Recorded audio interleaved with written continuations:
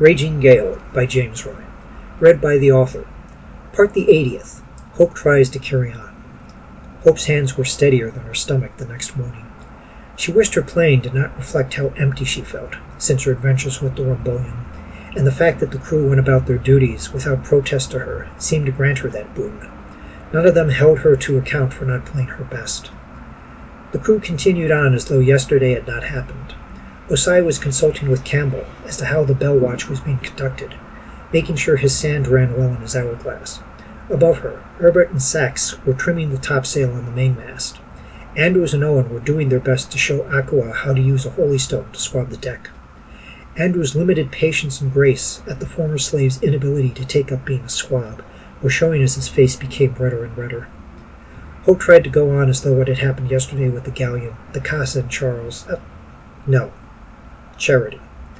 Charles was gone, Hope had to remind herself, and she was left in his place. Hope played on as she watched the rest of the crew, able to go on as though nothing happened. She watched them go on as they did after Mangan and Bentnick were both killed. The crew allowed themselves a few moments to say a word or two over the bodies before they were weighted down and cast over the side, followed by having a round of drink before they went back to their stations. Hope wanted to ask them how they separated themselves from death, and allowed so little of their departed shipmates to haunt them.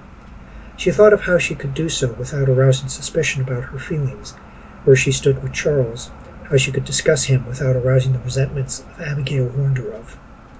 Then Hope thought of whether they could actually help, considering how Charles had never really passed.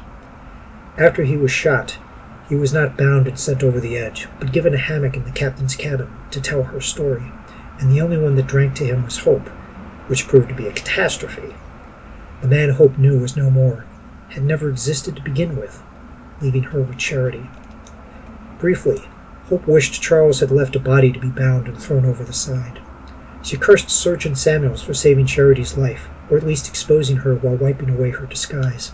She imagined what might have been had the shot from the swivel gun been fatal, how Charles's body could have been weighted before his ugly secret had been known, and watching from the quarterdeck as things closed properly.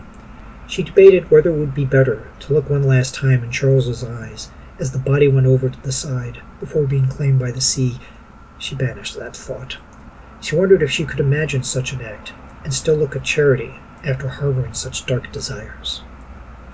Thank you for taking this moment with me. If you want to keep up with new chapters as they get posted, please subscribe to the channel and click the bell icon for notifications for when pieces go up.